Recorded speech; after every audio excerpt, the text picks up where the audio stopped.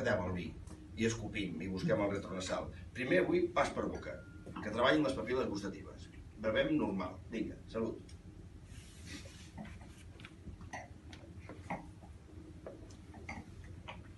Això és el que no vull que fem.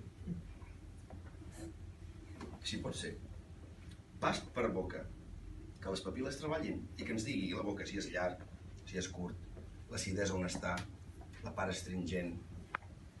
Val, és llarg, està golós, l'acidesa està present, però controlada. Vinga, anem a canviar de copa i comparem, perquè mentre no comparem, no podem comparar. Pas per boca amb la copa número 5.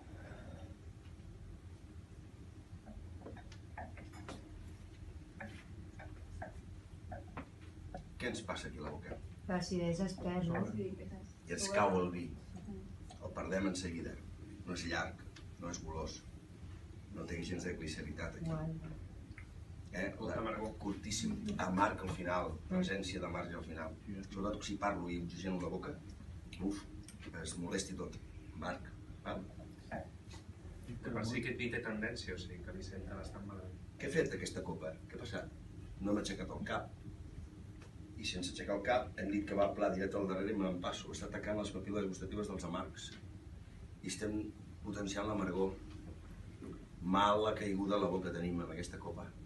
Què passa amb la copa número 6? Aixequem més el cap. Amb la copa Riesling hem d'aixecar més el cap i tenim més presència de la punta de la llengua i el centre que no pas la part del darrere.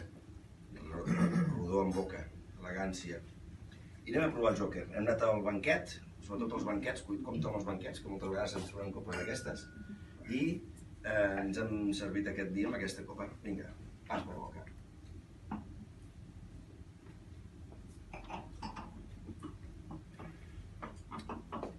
Doncs encara ens trobem més fotuts, no? Desestructurat.